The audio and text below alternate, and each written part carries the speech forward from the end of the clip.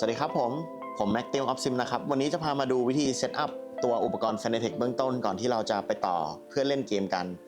มีอะไรบ้างเดี๋ยวผมมาให้ดูครับโอเคครับสำหรับตัวแป้น Two Pedal นะครับวิธีการเชื่อมต่อสำหรับคนที่ซื้อตัวบันเดิลไปให้มาดูด้านล่างตรงนี้นะครับผมเราในกล่องจะมีสาย RJ มาให้เราเสียบเข้าที่ช่อง Wheelbase ทับโหลดเซลล์ตรงนี้เสียบ1หัวส่วนปลายสายอีกฝั่งนะครับให้มาเข้าหลัง Wheelbase ที่เขียนว่า Pedal ได้เลยแต่สำหรับคนที่ซื้อ Add-on โหลดเซลล์เพิ่มจะเป็นแป้นตรงกลางเพิ่มก็คือเป็นคันเร่งเบรกแล้วก็คลัตช์นะครับผมเราจะต้องมาสลับสาย RJ ด้านล่างก็คือเปลี่ยนจากเบรกเดิมที่จะอยู่ตรงนี้นะครับดึงออกแล้วไปเสียบช่องข้างๆแทนจะเขียนว่าคลัตช์นะครับปึ๊บโอเคทีนี้ตัวโหลดเซลล์จะมาอยู่ตรงกลางบนแป้นโหลดเซลล์ครับจะมีช่องที่เขียนว่าโหลดเซลล์ให้เราเสียบสายที่ช่องโหลดเซลล์แล้วมาต่อที่ฝั่งนี้เป็นวิวเบสทับโหลดเซลล์จากนั้นที่บริเวณแป้นโหลดเซลล์ของเราจะมีอีกฝั่งหนึ่งจะเขียนว่าวิวเบสให้เราเอาสาย RJ เสียบเข้าช่องนี้แล้วมาต่อเข้าหลังวิวเบสที่ช่อง Pedal ได้เลยหรือถ้าใครอยากเสียบเข้าคอมนะครับมันจะมีสายอีกสายหนึ่งสีขาวหัวสีขาวนะครับเราเสียบเข้าไปและอีกฝั่งหนึ่งจะเป็น USB เราเสียบตรงเข้าคอมได้เลยแต่ว่าถ้าผมแนะนำให้มันรวมกันที่วิวเบสดีกว่าเพราะว่าจะง่ายต่อการจัดสายด้วยนะครับผมก็จะประมาณนี้สำหรับตัวแป้นครับโอเคครับแล้วก็อันนี้จะเป็นหน้าตาของแป้นที่แอดออนตัวโหลดเซลล์เข้าไปเพิ่มเรียบร้อยก็จะเห็นได้ว่าอันนี้คือคันเร่งเบรกโหลดเซลล์แล้วก็ตัวคลัตช์หรือว่าตัวเบรกเก่าของเราสำหรับคนที่จะเอาเป็นคลัตช์นะครับทาง Fanatec แนะนำว่าให้เราดึงโฟมตรงนี้บริเวณนี้นะครับเดี๋ยวผมอินเสิร์ตรูปให้ดูให้ดึงบริเวณนี้ออกแล้วเราก็จะได้เป็นคลัตช์ตามที่ Fanatec แนะนำมาหรือว่าถ้าใครอยากได้ความรู้สึกที่ยังหนึบแข็งอยู่ก็ไม่ต้องดึงออกก็ได้เอาแล้วแต่ถนัดได้เลยครับประมาณนี้โอเคครับแล้วก็สำหรับตัวอะแดปเตอร์จ่ายไฟเลี้ยงนะครับในกล่องเขาจะแยกสายกับตัวก้อนอะแดปเตอร์มาให้ก็ให้เราเชื่อมต่อให้เรียบร้อยจากนั้นฝั่งหัวที่ต่อเข้าวิวเบสนะครับเราจะเสียบเข้ารูนี้ที่เป็นรูปปลั๊กไฟก็เสียบเข้าไปได้เลยส่วนตัวต่อมาอันนี้จะเป็นสายType C to Type A นะครับผมไว้เชื่อมต่อส่งสัญญาณให้วิวเบสส่งข้อมูลไปที่คอมเราก็จะมาเสียบรูนี้ได้เลยส่วนสาย USB ตัวนี้ที่เป็น Type A เราก็เสียบเชื่อมต่อกับคอมหรือว่า PS5 ของเราได้เลยโอเคครับหลังจากที่เราเสียบสายกันเสร็จเรียบร้อยเดี๋ยวผมจะพามาดูวิธีการดาวน์โหลดซอฟต์แวร์แล้วก็เซตติ้งซอฟต์แวร์เบื้องต้นนะครับผม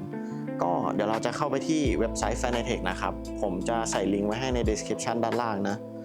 เข้ามาที่เว็บนะครับจะเป็นแบบนี้หลังจากนั้นเราจะเลื่อนลงมาด้านล่าง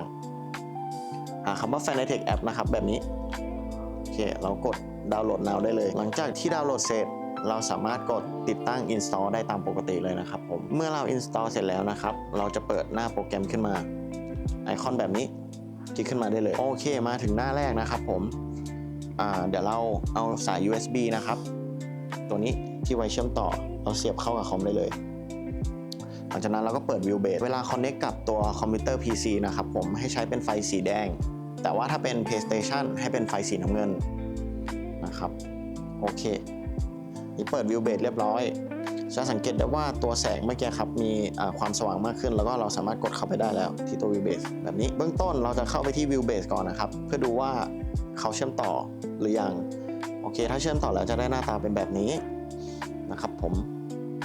ทีนี้ก่อนใช้งานเราจะไปคลิกที่รูปนี้ครับถ้าสมมติว่าเรายังไม่ได้อัปเดตซอฟต์แวร์ครับบริเวณนี้จะมีเครื่องหมายสีแดงขึ้นมาด้วยเป็นเหมือนแจ้งเตือนเรากดคลิกเข้าไปได้เลยเมื่อกดคลิกแล้วนะครับจะมาเจอหน้าต่างนี้สำหรับของใครที่ยังไม่ได้อัปเดตนะครับตรงนี้จะขึ้นเป็นสีแดงพร้อมกับเขียนตัวเวอร์ชันซอฟต์แวร์บอกว่าพร้อมที่จะอัปเดตแล้วนะครับหลังจากนั้นจะมีปุ่มตรงนี้สีเขียวให้เรากดคลิกเพื่อทำการอัปเดตได้เลยแล้วเราก็ทำตามขั้นตอนที่เขาขึ้นมาแนะนำเราได้เลยครับก็จะมีให้ใส่พวงมาลัยเพื่อตั้งศูนย์คาลิเบรตให้ตรงนะครับผมสลับโหมดจาก PS5 กลับมาเป็นโหมดสีแดงคือ PC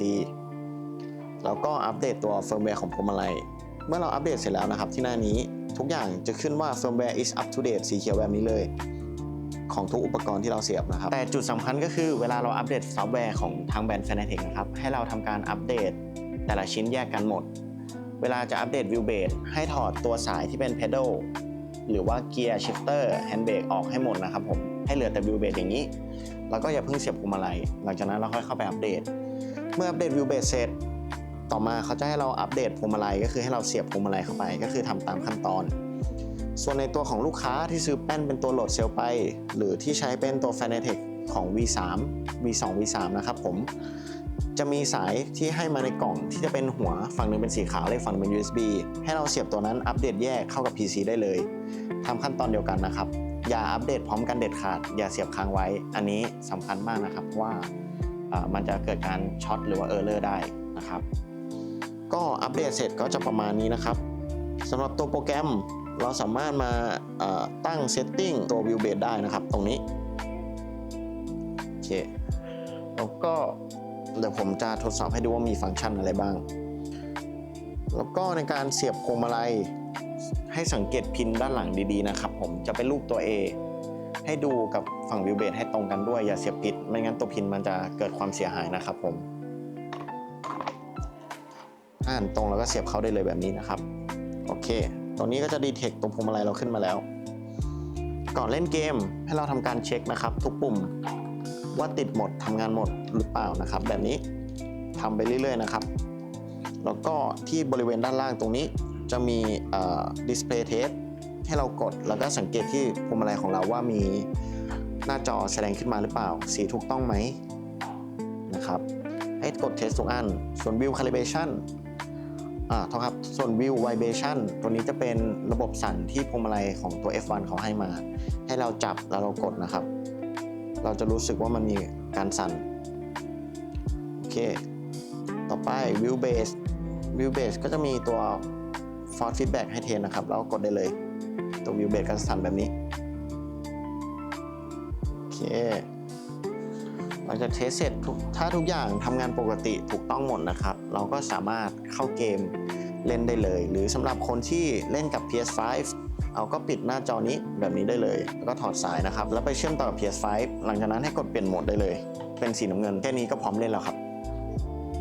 สำหรับการเซตอัพเบื้องต้นของ Fanatec นะครับจะมีประมาณนี้เลยก็ข้อมูลทุกอย่างผมจะใส่ไว้ให้ใน description ด้านล่างนะครับผมสำหรับใครที่มีปัญหาหรือว่าอยากสอบถามเพิ่มเติมสามารถทักเข้ามาได้ทุกช่องทางตามนี้นะครับผมแล้วเจอกันใหม่คลิปหน้าสวัสดีครับ